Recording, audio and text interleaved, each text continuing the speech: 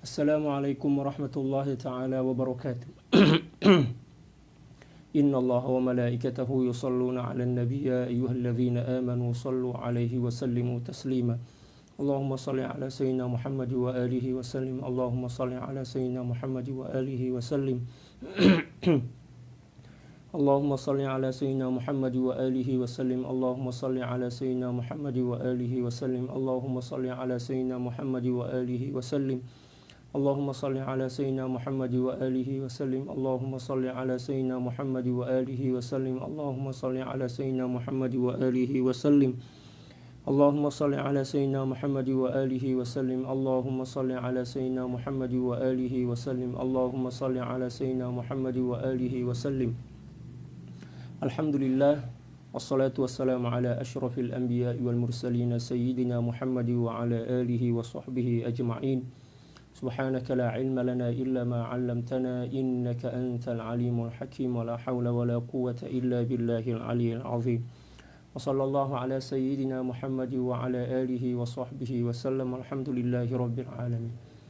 Alhamdulillah, kembali kita berjumpa dalam pengajian tasawuf daripada kitab Haqaiq Anit Tasawuf, karangan daripada Sayyidi Syekh Al-Imam Abdul Qadir Isa Al-Halabi radhiyallahu ta'ala an. Demikian juga kitab Mi'rajut Tasyawuf ila Haqaiqit Tasawuf, karangan daripada Sayyidi Imam Ahmad Ibn Ajibah Al-Hasani radhiyallahu ta'ala an. Dan saya ucapkan selamat menunaikan ibadah puasa bagi kaum muslimin dan muslimat di bulan ini. Semoga Allah Subhanahu wa ta'ala menerima puasa kita sebagai amal yang boleh mendekatkan diri kita kepada Allah Subhanahu wa ta'ala, dan semoga kita tergolong sebagai orang-orang yang berjaya untuk boleh sampai kepada tujuan dan matlamat daripada berpuasa. La'allakum tattaqun. Allahumma amin. InsyaAllah pada hari ini kita akan kembali meneruskan kajian kita daripada kitab Haqaiq Anit Tasawuf, dan kali ini kita telah sampai pada muka surat 238. Qala al-muallif rahimahullahu ta'ala wa nafa'ana Allahu bi'ulumihi wa 'ulumi syuyukhihi wa syuyukhina wa jami'i awliya'illahi salihin fid dharain. Allahumma amin. Al-khawf. Qala hujjatul Islam al-Imam al-Ghazali rahimahullahu ta'ala: i'lam anna haqiqatal khawfi huwa ta'allumul qalbi wa ihtiraquhu bisababi tawaqqu'i makruhin fil mustaqbal. وقد يكون ذلك من جريان ذنوب وقد يكون الخوف من الله تعالى بمعرفة صفاته التي توجب الخوف ولا محالته، وهذا أكمل وأتم لأن من عرف الله خافه بالضرورة. ولهذا قال الله تعالى: إنما يخشى الله من عباده العلماء. وقد دعا الله تعالى عباده إلى الخوف منه وحده وقال: وإنني وإياي فارهبون. ومدح المؤمنين ووصفهم بالخوف فقال: يخافون ربهم من فوقهم. Seterusnya adalah berkenaan dengan khauf atau takut. Apa maksud daripada takut? Ta'rif daripada takut, hujjatul Islam, kata beliau Al-Imam Al-Ghazali radhiyallahu ta'ala an, berkata, ketahuilah bahwa hakikat khauf atau takut ialah hati menderita dan terbakar dengan sebab akan berlakunya perkara yang tidak diingini pada masa akan datang. Ada rasa takut dalam hati kita tentang berlakunya sesuatu di masa hadapan. Itu dipanggil khauf. Kadang-kadang perkara tersebut berlaku dengan sebab berlakunya dosa, dan kadang-kadang ketakutan kepada Allah Subhanahu wa ta'ala. Atau kadang-kadang rasa takut kepada Allah Subhanahu wa ta'ala tersebut wujud dengan sebab mengetahui sifat-sifat yang wajib diketahui oleh setiap hamba. Dan inilah rasa khauf yang lebih sempurna, kerana sesiapa yang mengenali Allah Subhanahu wa ta'ala memang dia mesti akan takut kepada Allah Subhanahu wa ta'ala. Dalam ungkapan ini beliau ingin menjelaskan kepada kita bahwa di antara sebab seseorang takut kepada Allah Subhanahu wa ta'ala ialah perbuatan dosa, maksiat kepada Allah Subhanahu wa ta'ala. Ketika seseorang senantiasa terjerembab ataupun tenggelam dalam perbuatan dosa, selagi dia mempunyai iman kepada Allah Subhanahu wa taala, maka rasa takut itu mesti ada. Akan tetapi terkadang ketika rasa takut itu muncul, rasa takut ini kembali tenggelam karena seseorang itu tidak langsung merespon sifat khauf itu dengan melakukan taubat kepada Allah Subhanahu wa taala. Sehingga ketika sifat khauf itu datang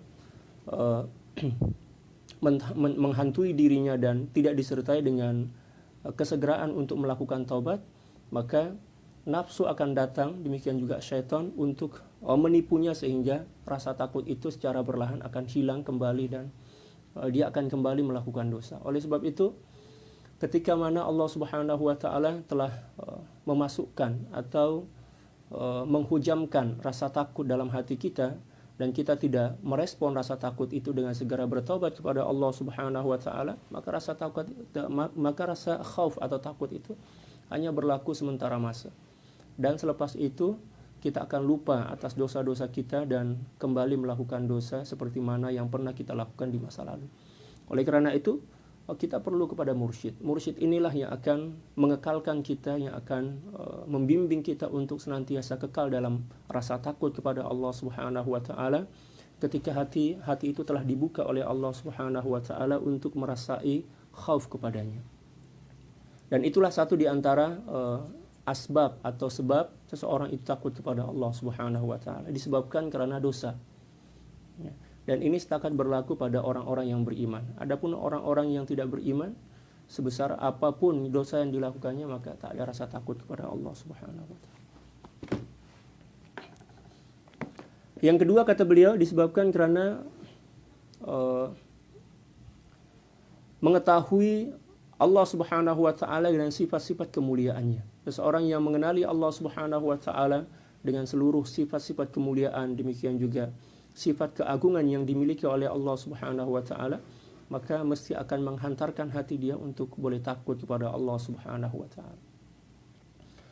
Oleh sebab itu Allah Subhanahu wa taala berfirman, "Innama yakhsyallaha min ibadihil ulama." Sesungguhnya yang takut kepada Allah Subhanahu wa taala di antara hamba-hambanya adalah para ulama. Yang dimaksud ulama di sini bukanlah sebatas atau setakat orang-orang yang mengetahui tentang fiqh. Akan tetapi yang dimaksud dengan ulama di sini adalah seorang atau orang-orang yang mengenali Allah Subhanahu wa taala dengan sifat-sifat keagungannya. Itu juga tergolong sebagai ulama. Seperti mana yang telah diperintahkan oleh Allah Subhanahu wa taala dalam Al-Qur'an, "Walakin kunu rabbaniyina bima kuntum tu'allimuna al-kitaba wa bima kuntum tadrusun." Dalam ayat ini Allah Subhanahu wa taala memerintahkan kita untuk menjadi insan-insan rabbani. Dan satu di antara tanda yang seorang ini tergolong sebagai insan rabbani adalah bila mana dia telah mengenali Allah Subhanahu wa taala dengan seluruh sifat-sifat kemuliaan dan keagungan yang dimilikinya. Seterusnya kata beliau, seruan dan pujian. Allah Subhanahu wa taala menyeru hambanya agar takut kepada Allah Subhanahu wa taala sahaja. Allah Subhanahu wa taala berfirman, "Wa iyaya farhabun." Dan hendaklah hanya kepadaku kalian takut, engkau takut. Ya, farhabun, kamu takut. Dan hanya kepadakulah kamu takut. Ayat ini memerintahkan kepada kita untuk hanya takut kepada Allah. Bukan takut kepada makhluk. Bukan takut kepada makhluk. Allah juga memuji orang-orang yang beriman serta menyifatkan mereka dengan sifat takut. Ya khafuna rabbahum min fawqihim. Mereka takut kepada Allah Subhanahu wa taala, ya, Tuhan mereka yang ada di atas mereka. Yang dimaksud yang ada di atas mereka ini bukan bermakna Allah Subhanahu wa taala berada di atas, akan tapi yang dimaksud di sini adalah Allah Subhanahu wa taala mempunyai keagungan, mempunyai kemuliaan, mempunyai izzah, ya, karisma, keagungan, kemuliaan, demikian juga mempunyai kekuasaan yang mulia. Ini satu di antara tanda seseorang itu beriman kepada Allah Subhanahu wa taala dengan sebenar-benar iman. Bila mana rasa takut itu senantiasa menghantui diri dia. Dengan disertai melakukan ibadah kepada Allah Subhanahu wa taala. Adapun apabila seorang merasa takut kepada Allah Subhanahu wa taala akan tetapi tidak disertai dengan segera melakukan taubat dan memperbetulkan ibadah dia kepada Allah Subhanahu wa taala, maka itu bukan rasa takut.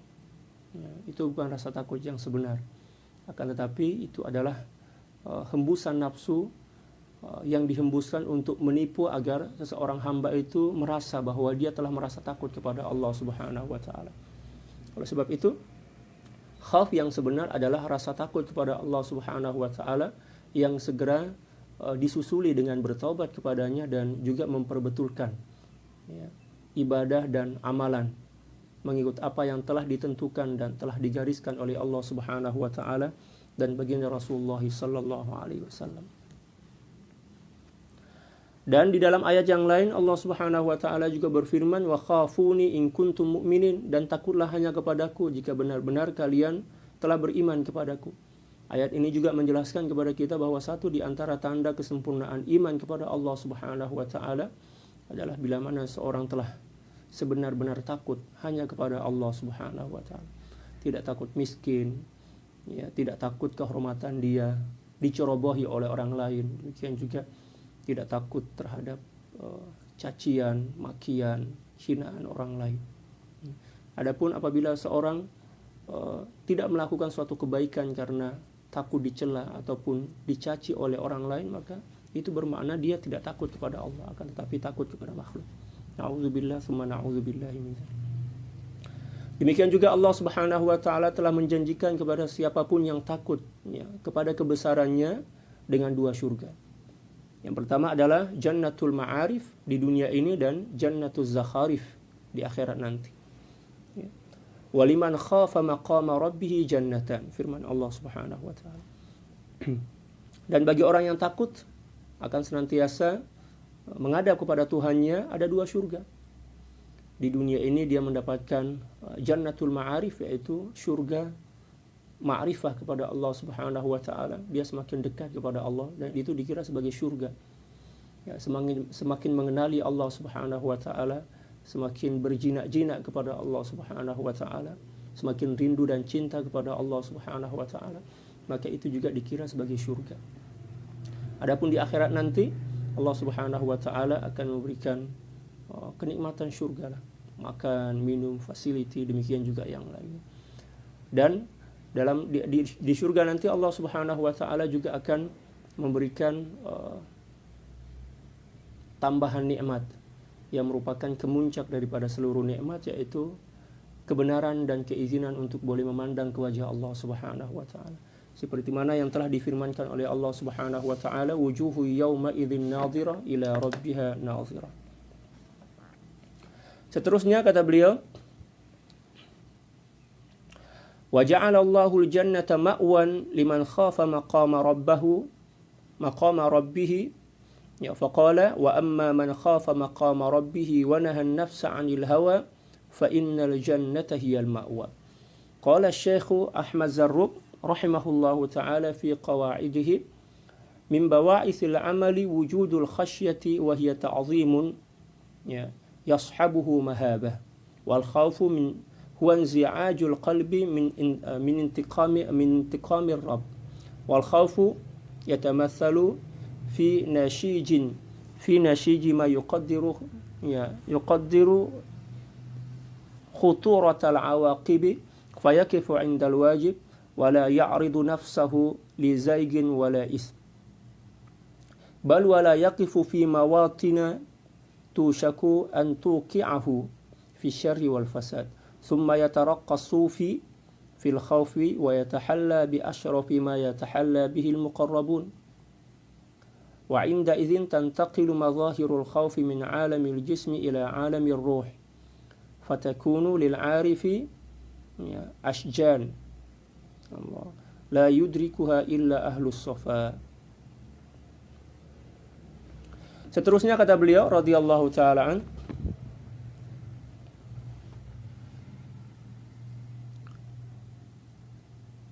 sesiapa yang takut kepada Allah Subhanahu wa taala, kepada kebesaran Allah Subhanahu wa taala, Allah Subhanahu wa taala menjadikannya surga ya, sebagai tempat tinggalnya.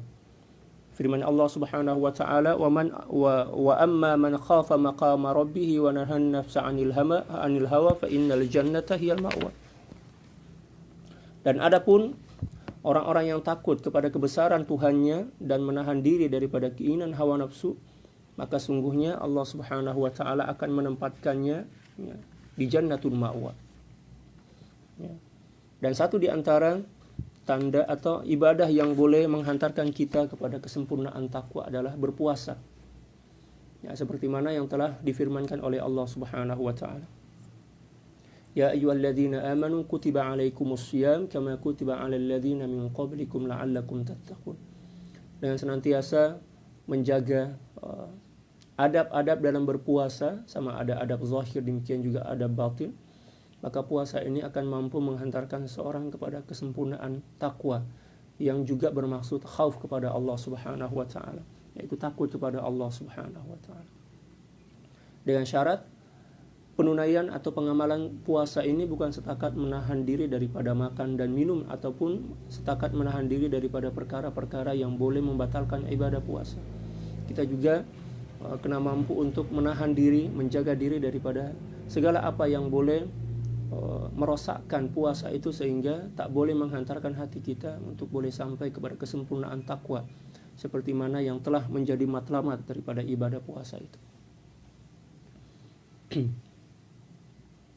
Kalau sekiranya seorang menunaikan puasa dengan sebenar-benar, dengan menjaga rukun, syarat, menunaikan rukun dan syarat, demikian juga adab-adab dia, maka mestilah setiap ibadah puasa hari demi hari yang dilakukan itu akan semakin meningkatkan ketakwaannya kepada Allah Subhanahu wa taala.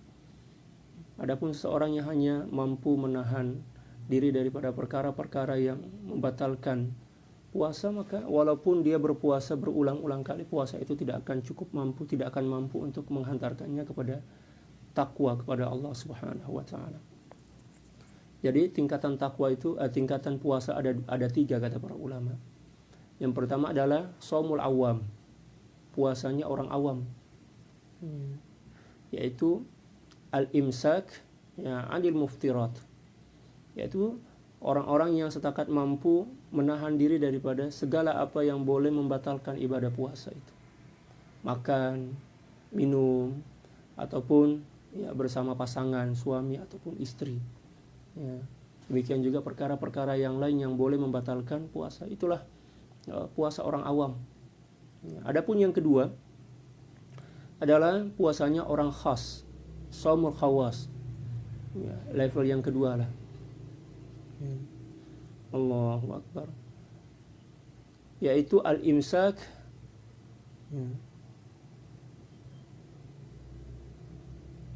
anil muhbitat, yaitu menahan diri daripada segala apa yang boleh membatalkan dan merosakkan pahala ibadah puasa, seperti ghibah, namimah, demikian juga perbuatan-perbuatan dosa yang lain yang boleh menghanguskan dan juga boleh merosakkan pahala ibadah puasa.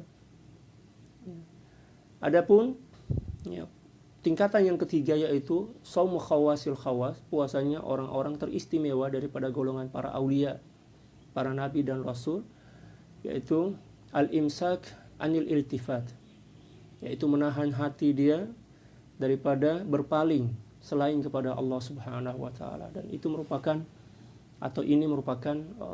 kemuncak daripada ibadah puasa, ketika mana seseorang telah mampu menahan diri daripada tidak berpaling kecuali kepada Allah Subhanahu wa taala. Menahan hati dia daripada segala sesuatu yang boleh menyebabkan dia berpaling daripada Allah Subhanahu wa taala. Dan bila mana seorang telah sampai kepada tingkatan puasa yang ketiga inilah yang boleh menyebabkan seorang sampai kepada kesempurnaan takwa. Adapun seorang yang setakat menahan diri daripada perkara-perkara yang boleh membatalkan ibadah puasa ataupun membatalkan pahala ibadah puasa, maka dia tidak akan pernah boleh sampai kepada matlamat sebenar daripada berpuasa, yaitu la'allakum tattaqun, agar menjadi orang yang bertakwa. Dan hakikat takwa itu adalah khauf. Satu di antara maksud daripada takwa itu adalah khauf, Yang mana seorang bila mana telah sampai kepada maqamul khauf yang sempurna, di antaranya melalui ibadah puasa, maka Allah Subhanahu wa taala akan memberikan 2 surga. Ya, surga di dunia, demikian juga surga di akhirat, seperti mana yang telah saya terangkan tadi.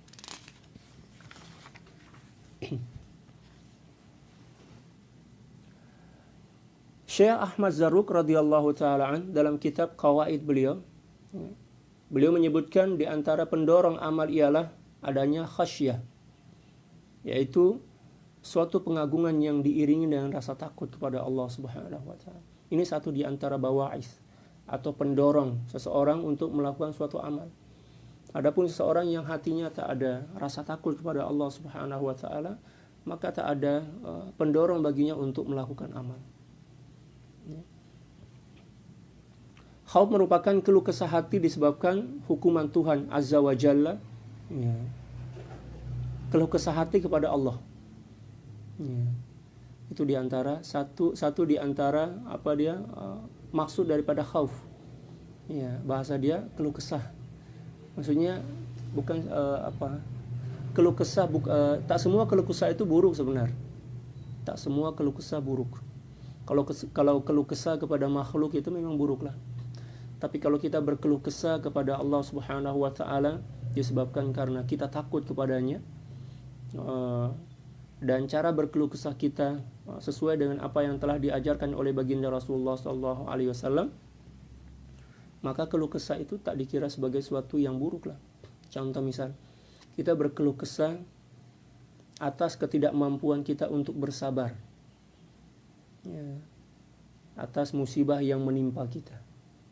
Nah, keluh kesah semacam ini dikira sebagai keluh kesah yang baik. Misal, ada orang yang menghina kita. Kita tak mampu bersabar untuk menghadapi celaan dan cacian ataupun hinaan itu. Kemudian kita datang kepada Allah Subhanahu wa taala untuk mengadu dan berkeluh kesah tentang keburukan kita, bukan tentang keburukan orang lain. Maka keluh kesah semacam ini atau sejenis ini dikira sebagai keluh kesah yang baik, keluh kesah yang mulia. Nah, seseorang yang takut kepada Allah Subhanahu wa taala, dia akan senantiasa berkeluh kesah ataupun mengadu tentang kelemahan-kelemahan dan kekurangan yang ada pada dirinya. Bukan mengadukan orang lain, bukan mengeluh kesahkan orang lain, tetapi berkeluh kesah atas kekurangan dan keterbatasan yang ada pada diri dia. Dan itu dikira sebagai suatu kemuliaan dan satu di antara tanda yang seorang itu mempunyai sifat khauf kepada Allah Subhanahu wa taala. Adapun berkeluh kesah di media sosial misal, berkeluh kesah kepada makhluk, kepada sahabat, mengadu kepada orang tua misal atas musibah yang menimpa kita, memang secara zahir akan mengurangkan beban musibah itu. Secara zahir nampak seolah-olah mengurangkan musibah itu, mengurangkan beban itu. Akan tetapi dalam tak sadar sebenarnya kita telah tertipu oleh nafsu, tertipu oleh syaitan. Sebab setelah kita berkeluh kesah atau mengadu kepada orang lain, ada resiko yang harus kita tanggungkan. Ada resiko yang harus kita tanggung, yang kena kita tanggung. Ya, resiko apa dia? Resiko itu adalah kita risau. Sebab kalau sekiranya kita berkeluh kesah kepada seorang dan ternyata cara kita berkeluh kesah itu tak elok, maka itu kan dikira sebagai suatu keburukan kan, keaiban. Ya, kita akan menjadi risau. Takut-takut orang itu nanti akan menceritakan keluh kesah kita kepada orang lain. Ya. Itu yang pertama. Yang kedua, kita berkeluh kesah kepada makhluk itu sebagai tanda yang kita ini lemah, kita ini bodoh, kita ini jahil, kita ini tak sabar. Dan itu dikira sebagai suatu keaiban. Ketika mana kita telah berkeluh kesah kepada orang lain, maknanya kita telah mempermalukan diri kita di hadapan Allah Subhanahu wa taala. Dan itu akan semakin menambah catatan keburukan dan kekurangan kita di hadapan Allah Subhanahu wa taala. Oleh sebab itu, kalau sekiranya kita terpaksa juga nak berkeluh kesah, nak mengadu, maka mengadulah kepada Allah Subhanahu wa taala dan adukanlah tentang kekurangan dan serta ketidakmampuan kita untuk bersabar dalam menghadapi musibah.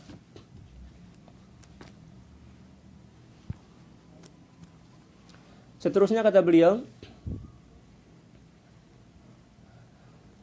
ya, Contoh khauf jelas tergambar pada sedu tangisan seorang yang mengukur kadar bahaya suatu akibat, lalu ia melakukan yang wajib dan tidak mendedahkan diri kepada penyakit serta dosa. Dia tidak berada di tempat-tempat yang disyaki akan menjerumuskannya ke lembah kejahatan serta kerosakan.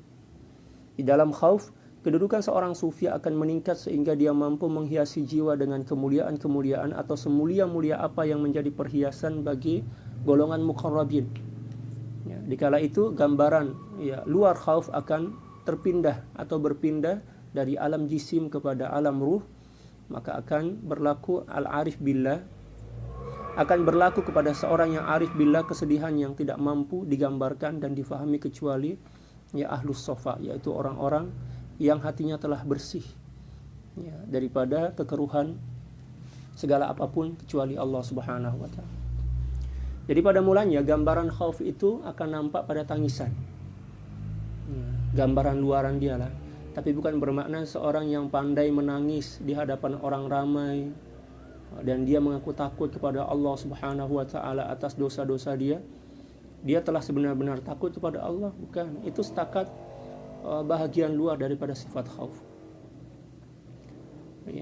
Malah terkadang-kadang itu tak dikira sebagai gambaran luaran daripada sifat khauf, bila mana ianya tidak disertai dengan pembetulan amal, tidak disertai dengan taubat dalam kesendirian. Boleh paham? Terkadang ada orang yang pandai memainkan emosi orang lain, menceritakan tentang sesuatu yang boleh menyebabkan seorang itu takut, lalu seorang itu menangis. Dia menangis itu bukan bermakna dia telah sampai kepada sifat takut yang sebenar. Malah terkadang-kadang kata para ulama, tangisan itu tak dikira sebagai khauf, malah terkadang-kadang dikira sebagai sifat riya. Mohon maaf. Misal ada seorang yang pandai memainkan emosi orang lain, bercerita tentang neraka, bercerita tentang siksa, dan dia mampu dan boleh menangis di hadapan orang lain. Seseorang yang boleh menangis di hadapan orang lain disebabkan karena cerita tentang betapa ngerinya siksaan api neraka misal di akhirat nanti.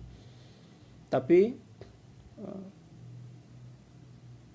dia tidak pernah ditarbiyah, dia tidak pernah menyucikan hati dia tidak pernah membersihkan jiwa dia daripada tipuan-tipuan nafsu, maka kata para ulama, tangisan seperti itu dikira sebagai sifat riya. Boleh ya, kecuali bila mana dia telah membersihkan hati dia daripada pengaruh-pengaruh nafsu dan dia telah memperbetulkan atau dia telah mampu untuk menangis dikala dia seorang diri. Adapun bila mana dia tak mampu menangis dikala dia seorang diri, tetapi dia mampu menangis di hadapan orang lain dan menunjukkan betapa takutnya ia kepada Allah Subhanahu wa ta'ala dengan tangisan dan air mata, maka kata para ulama, itu adalah bahagian daripada sifat riya yang terselubung. Na'udzubillah, tsumma na'udzubillahi min dzalik. Ya, kecuali bila mana tangisan itu boleh dilakukannya dikala dia seorang diri, di tempat yang gelap, di tempat ya seorang dirilah. Ya. Adapun bila mana dia setakat boleh menangis, boleh mencucurkan air mata di hadapan orang lain setelah dia bercerita tentang siksa api neraka, penyesalan dia terhadap dosa-dosa, tetapi dia tak mampu menangis dalam kesendirian, menyesali dan bertobat kepada Allah Subhanahu wa ta'ala, maka kata para ulama itu dikira sebagai riya khafi atau riya yang terselubung. Na'udzubillah, tsumma na'udzubillahi min dzalik. Dan itu banyak berlaku di kalangan orang-orang yang tidak pernah ditarbiyah oleh seorang mursyid. Adapun seorang yang pernah ditarbiyah oleh seorang mursyid, apatah lagi dia sebagai golongan para ulama yang mampu mengajak jamaah dia untuk menangis, menyesali dosa-dosa, demikian juga menggetarkan jiwa mereka disebabkan karena ancaman-ancaman siksa api neraka, tetapi sebelum itu dia telah melakukan tazkiyah ataupun ditarbiyah oleh seorang mursyid, maka sifat khauf yang nampak pada diri dia itu adalah sifat khauf yang sebenar, bukan tipuan nafsu. Adapun seseorang yang tak pernah ditarbiyah, tak pernah menyucikan hati dia melalui jalan tasawuf, tetapi dia pandai memainkan emosi orang lain, mengajak orang lain untuk bersedih, menangis, ya kan, seolah-olahnya takut kepada Allah sampailah tubuh badan dia bergetar. Maka kata para ulama, itu adalah bagian daripada riya khafi atau riya yang terselubung. Na'udzubillah tsumma na'udzubillah. Ya, tapi pandangan seperti ini tak boleh kita sampaikan kepada orang awam sebab boleh menjadi fitnah. Ya. Walaupun sebenarnya itulah kenyataan yang berlaku, kata para ulama. Orang yang pandai memainkan emosi orang lain tetapi tidak memperbetulkan amal dia, demikian juga taubat dia dalam kesendirian, maka itu adalah tipuan nafsu dan dikira sebagai riya khafi. Na'udzubillah tsumma na'udzubillahi min zalik. Allahu Akbar. Dan bila mana sifat khauf ini telah masuk ke dalam jiwa dan menyatu dengan ruh, maka dia akan menimbulkan suatu keadaan yang tak boleh difahami kecuali oleh orang-orang yang telah sampai kepada maqam itu. Ya. Seterusnya kata beliau, wa fi hadzal maqami yasifu Sayyidi Abdul Wahhab Asy-Sya'rani radhiyallahu ta'ala an السيدة رابعة العدوية بأنها كانت كثير البكاء والحزن وكان إذا سمعت ذكر النار غشي عليها زمانا وكان موضع سجوده كهيئة الحوض الصغير من دموعها وكأن النار ما خلقت إلا لأجلها وسر ذلك الخوف إنما هو الاعتقاد بأن كل بلاء دون النار يسير وأن كل khatbin ya dunal bu'di 'anillahi ta'ala hayyin. Seterusnya kata beliau, ya, dalam makam ini Sayyidi Abdul Wahhab Asy-Sya'rani radhiyallahu taala an menyifatkan Sayyidah Rabi'atul Adawiyah radhiyallahu taala anha sebagai seorang yang banyak menangis dan banyak bersedih. Tetapi tangisan beliau ini bukan di hadapan orang lain. Ya, Siti Rabi'atul Adawiyah senantiasa menangis dan bersedih ketika mana beliau sendiri. Kita pula ada di antara kita yang pandai menangis, pandai bersedih di hadapan orang lain. Tapi bila mana kita seorang diri, air mata itu tak boleh mengalir. Maknanya ada tipuan nafsu kat situ. Na'udzubillah tsumma na'udzubillah. Nah, kita ambil contohlah apa yang telah dilakukan atau berlaku pada Siti Rabi'atul Adawiyah. Senantiasa menangis dalam kesendirian. Ya. Siapakah yang menakalkan dia cerita tentang tangisan Siti Rabi'atul Adawiyah, demikian juga kesedihan beliau dalam kesendirian? Yang menakal ada keadaan ini adalah orang-orang yang rapat dengan beliau. Seperti mana yang kita sedia maklum, rumah di zaman dahulu itu bukan macam rumah zaman kita yang menggunakan simen tembok kan. Ya, zaman dahulu rumah itu setakat terbuat daripada anyaman atau sulaman, daun-daun korma, demikian juga yang lainnya. Ya, jadi kalau sekiranya seorang itu sedang menangis di tengah malam, ya, sepandai apapun dia nak menyembunyikan tangisan dan kesedihan itu, maka orang lain mesti akan tahu. Dan itulah yang berlaku pada Siti Rabi'atul Adawiyah. Beliau senantiasa menangis, ya, dan bersedih ketika mana beliau, ya, seorang diri. Adapun bila mana beliau bersama orang lain, bersama, ya, masyarakat, bersama sahabat-sahabat beliau, biasa aja. Ya, air muka beliau biasa aja. Macam itu. Apabila mendengar orang yang menyebut neraka, beliau pengsan, ya, beberapa masa. Itu satu di antara tanda bahwa Siti Rabi'atul Adawiyah telah sampai kepada kesempurnaan khauf kepada Allah Subhanahu wa taala. Allah, ketika mana orang bercerita tentang neraka, beliau terus pengsan. Ya. Sebab rasa takut kepada Allah Subhanahu wa taala yang disertai dengan ibadah, disertai dengan pembetulan amal. Adapun seorang yang pandai, ya, menunjukkan yang dia itu takut kepada Allah Subhanahu wa taala tapi amal dia tak betul, demikian juga taubat dia tak betul kepada Allah Subhanahu wa taala, maknanya itu adalah orang yang mempunyai sifat nifak. Ya. Ada tipuan nafsu yang terselubung dalam jiwa dia. Tempat sujud beliau seperti kolam kecil. Ya. Allah, yang terbentuk daripada linangan air mata beliau. Allah, tempat sujud beliau macam itu. Malah terkadang-kadang sahabat-sahabat terapat beliau atau keluarga atau murid-murid beliau lah. Murid beliau dari golongan para perempuan lah, wanita kan. Ya, bila mana beliau sedang sujud dalam sholat, seolah-olah beliau tidak bangkit dah daripada sujud itu, sebab terlalu lama sujud. Masya Allah. Malah terkadang-kadang beliau pengsan. Inilah sifat khauf yang sebenar.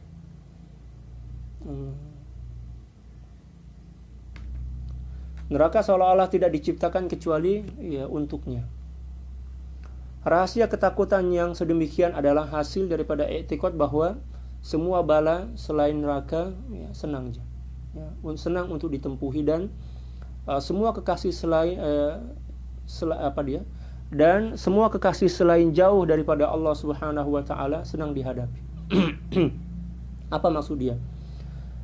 Allahu Akbar. Orang yang boleh takut sampai pada peringkat seperti ini adalah seorang yang telah merasai bahwa tidak ada sesuatu yang paling membebani hati dia kecuali jauh daripada Allah, lalai daripada Allah. Lalai daripada Allah walaupun sesaat itu adalah sesuatu yang paling menyiksa. Nah, bila mana perkara itu telah berlaku pada diri seseorang, itu bermakna bahwa sifat khauf dia telah sampai kepada kemuncak. Sebab kata para ulama, sesuatu yang paling menyakitkan dan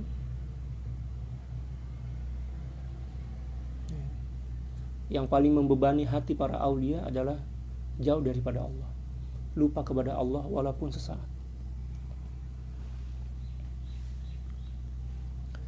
Wa yara sufiyatu anna al-muhibba la yusqa ka'sul mahabbati illa ba'da an yandaha al-khawfu qalbahu wa man lam yakul lahu mithlu taqwahu lam yadri ma alladhi abka wa man lam yushahid jamala yusufa lam yadri ma alladhi alama yaqub wa laysa khaifu alladhi yabki wa yamsahu 'ainayhi wa innamal khaifu man yatruku ma yakhafu ay yu'azzaba 'alayhi.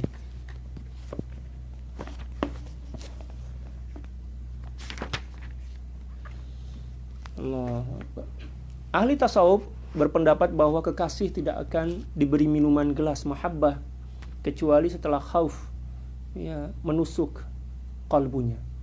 Jadi kata para ulama, para ahli tasawuf, permulaan daripada minuman mahabbah yang dibagi oleh Allah Subhanahu wa taala ke dalam jiwa seorang hamba manakala hamba itu hatinya telah dipenuhi oleh rasa takut kepada Allah.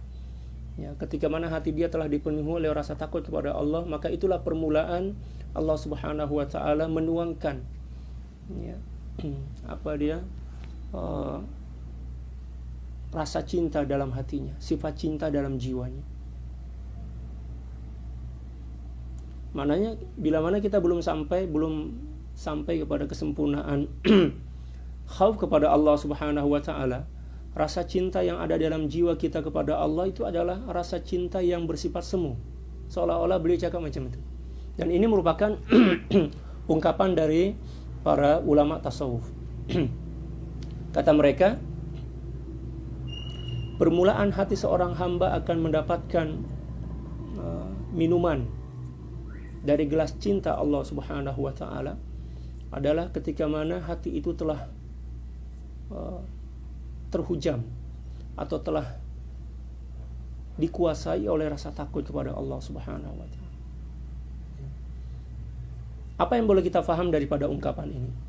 Daripada ungkapan ini kita boleh paham bahwa kalau sekiranya seseorang merasa cinta kepada Allah, ada rasa cinta kepada Allah Subhanahu wa taala, tetapi tidak dimulai dengan rasa takut kepadanya, maka itu tanda bahwa sifat cinta itu adalah cinta semu, cinta palsu lah istilah kita. Sebab Ya, tidaklah cinta yang sebenar itu akan masuk ke dalam jiwa seseorang hamba kecuali bila mana hati itu telah dipenuhi dan diselubungi rasa takut kepada Allah Subhanahu wa taala yang menyebabkan dia segera bertobat kepada Allah dan memperbetulkan amal dia. Ya, seolah-olah beliau cakap macam itu. Oleh sebab itu, ketika mana kita mengaku atau merasa cinta kepada Allah tetapi kita belum sampai kepada kesempurnaan takut atau khauf, itu bermakna bahwa rasa cinta yang menyelubungi hati kita adalah cinta semu atau cinta palsu. Ya, kita kena cari cinta sejati itu, cinta hakiki itu. Dengan cara apa? Ya, meningkatkan rasa khauf kita kepada Allah Subhanahu wa taala, sehinggalah bila mana kita telah sampai kepada kesempurnaan khauf dengan memperbetulkan amal kita disertai dengan pembetulan amal, demikian juga segera bertobat kepada Allah Subhanahu wa taala, barulah Allah Subhanahu wa taala akan menuangkan rasa cinta hakiki ke dalam jiwa kita.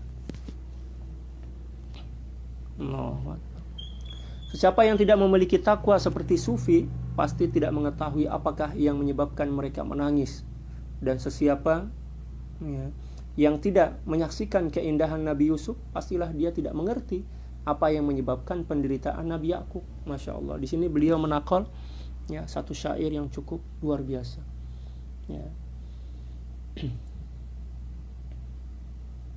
Apa yang menyebabkan Nabi Yakub menangis ketika Nabi Yusuf itu lenyap dari pandangan beliau, jauh daripada beliau.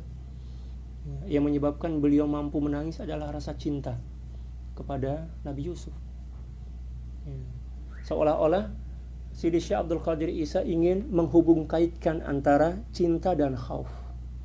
Beliau seolah-olah ingin mengatakan kepada kita bahwa cinta dan khauf adalah dua benda yang tak boleh diasingkan, tak boleh dipisahkan.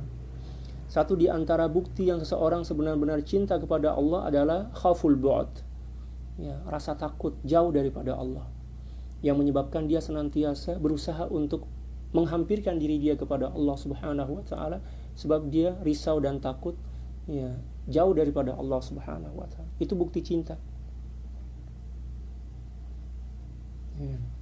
Seperti mana yang berlaku pada Nabi Yakub yang senantiasa menangisi kepergian Nabi Yusuf. Beliau menangis bukan disebabkan karena benda-benda keduniaan, akan tetapi disebabkan karena rasa cinta yang telah menguasai hati beliau kepada Nabi Yusuf. Itulah yang menyebabkan kedua mata beliau buta. Allah. Dan ada di antara golongan para aulia yang sampai kepada tahap itu. Mereka senantiasa menangis kepada Allah Subhanahu wa taala, sebab merasa takut jauh daripada Allah. Dan itu pernah berlaku kepada Sayyidi Al-Hasanul Basri radhiyallahu taala. Sayyidina Al-Hasan Al-Basri merupakan satu di antara perawi hadis yang tabi'in, perawi hadis yang cukup populer. Kata para ulama, pada wajah Sayyidina Hasan Al-Basri itu ada dua tanda hitam, macam itu, tanda hitam, disebabkan karena air mata yang senantiasa mengalir ketika beliau seorang diri. Rasa cinta kepada Allah dan takut untuk jauh daripada Allah, senantiasa menangis. Itulah khauf yang sebenar.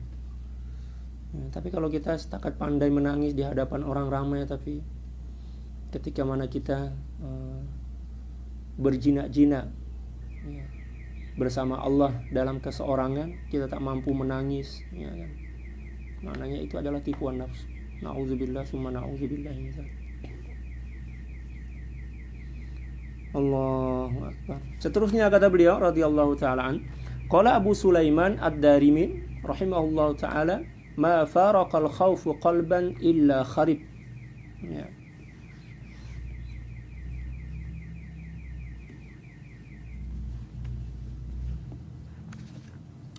Ada yang tertinggal. Walaysal khaifu alladhi yabki wa yamsahu 'ainaihi, innamal khaifu man yatruku ma yukhafu ay yu'azzab 'alaihi. Bukanlah orang yang takut itu adalah orang yang pandai menangis dan menyapu linangan kedua air matanya. Nah, itu bukan tanda yang dia itu takut kepada Allah. Pandai menangis, ya, pandai mencucurkan air mata. Itu bukan bukan tanda yang seorang itu takut kepada Allah seperti mana yang saya jelaskan tadi.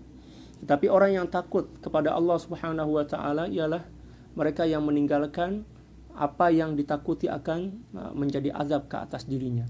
Dan azab yang paling menyiksa hati seorang pecinta adalah jauh dari kekasih.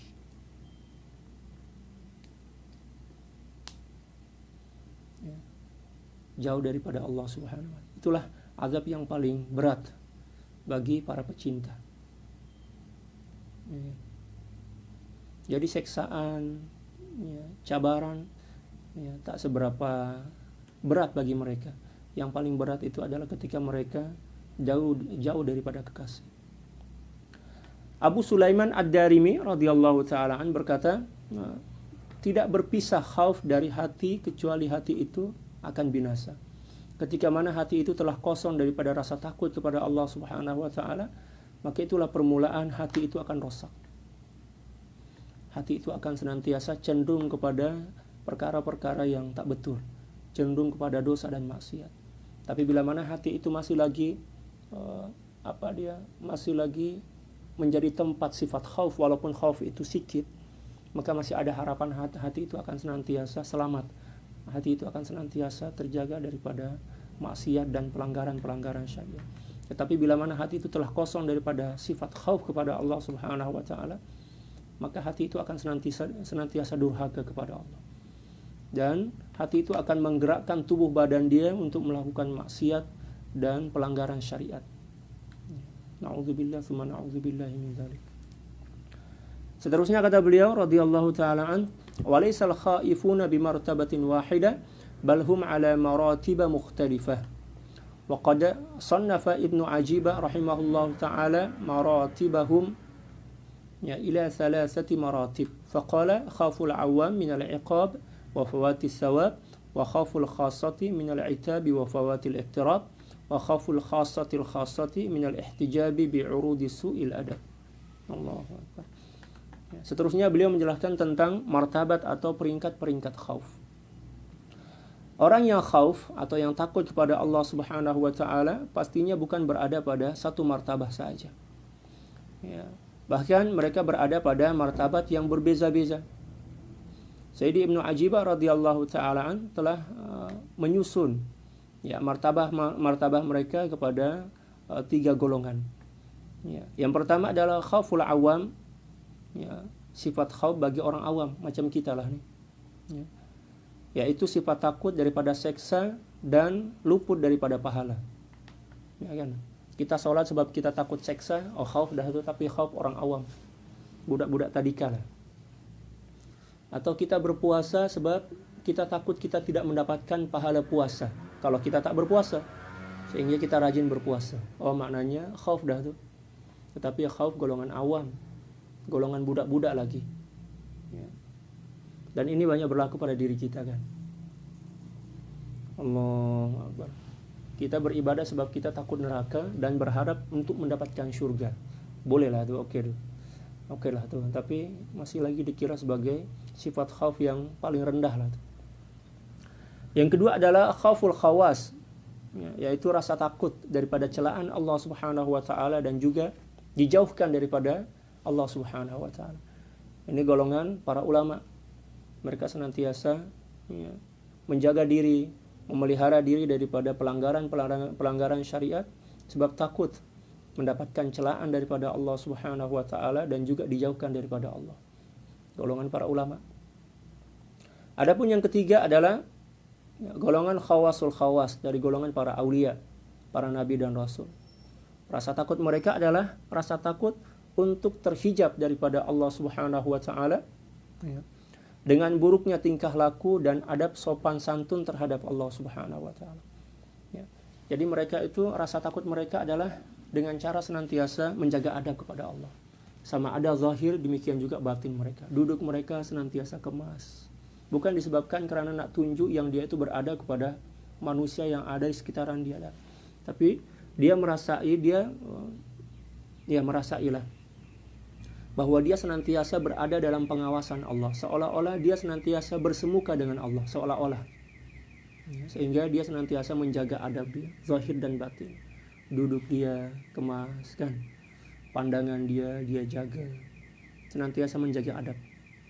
Sebab bila mana seseorang hamba melakukan pelanggaran adabul ubudiyah walaupun sekali, maka seketika itu juga hijab itu akan terbentang antara dia dengan Allah Subhanahu wa taala, dan itu merupakan sesuatu yang paling menyakitkan dalam hati para aulia. Allah. Nah, oleh sebab itu perlu kita mengetahui tentang martabat-martabat atau peringkat-peringkat khauf ini agar kita boleh mengukur dan mengetahui tentang maqam khauf yang ada pada diri kita. Adakah kita telah tergolong sebagai orang-orang yang telah takut kepada Allah?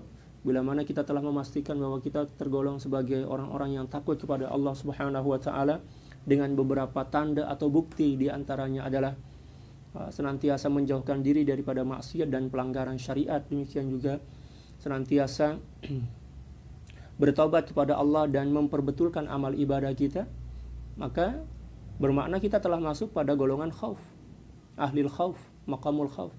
Nah, setelah itu kita tengoklah quality sifat khauf kita. Kalau sekiranya kita takut kepada Allah Subhanahu wa taala disebabkan kita mengharapkan atau takut daripada siksa neraka dan mengharapkan surga, maknanya kita berada pada golongan khauf yang pertama, yaitu golongan awam. Tapi bila mana kita senantiasa menjaga diri daripada maksiat, senantiasa tunduk dan taat kepada Allah Subhanahu wa taala. Sebab nak menjaga adabul ubudiyah kita kepada Allah Subhanahu wa taala dan juga untuk membuktikan rasa kehambaan kita atau sifat kehambaan kita kepada Allah Subhanahu wa taala, maknanya khauf kita telah sampai kepada kemuncak dia. Ya, alhamdulillah bila mana kita telah sampai kepada kemuncak daripada khauf ini. Sebab kemuncak daripada khauf inilah yang akan menghantarkan kita untuk sampai kepada maqamul hub atau maqamul mahabbah, maqam cinta kepada Allah Subhanahu wa taala, seperti mana yang telah diterangkan tadi. Wallahu a'lam bissawab. Cukup sekian yang boleh saya kongsikan pada hari pertama puasa kita ini. Semoga kita semakin semangat dalam melakukan ibadah. Demikian juga semoga kita senantiasa dijaga oleh Allah Subhanahu wa taala daripada perkara-perkara yang boleh menyebabkan kita tidak layak untuk sampai kepada matlamat daripada ibadah puasa ini. Allahumma amin. Sekian, wallahul muwaffiq wal hadi ila sabilir rasyad wal afu minkum. Assalamualaikum warahmatullahi taala wabarakatuh. Namun sebelum kita bersurai, kita membaca salawat ke atas baginda Rasulullah sallallahu alaihi wasallam. Innallaha wa malaikatahu yusholluna 'alan nabiyyi ya ayyuhalladzina amanu shallu 'alaihi wa sallimu taslima. Allahumma shalli 'ala sayyidina Muhammad wa alihi wa sallim. Allahumma shalli 'ala sayyidina Muhammad wa alihi wa sallim. Allahumma shalli 'ala sayyidina Muhammad wa alihi wa sallim. Allahumma salli ala sayyidina Muhammad wa alihi wa sallim. Allahumma salli ala sayyidina Muhammad wa alihi wa sallim. Allahumma salli ala sayyidina Muhammad wa alihi wa sallim. Allahumma salli ala sayyidina Muhammad wa alihi wa sallim. Allahumma salli ala sayyidina Muhammad wa alihi wa sallim. Allahumma salli ala sayyidina Muhammad wa alihi wa sallim. Allahumma salli ala sayyidina Muhammad wa alihi wa sallim. Allahumma salli ala sayyidina Muhammad wa alihi wa sallim adada ma wasi'ahu ilmullah. Sekian, wallahul muwaffiq wal hadi ila sabilir rasyad wal afu minkum. Assalamualaikum warahmatullahi taala wabarakatuh.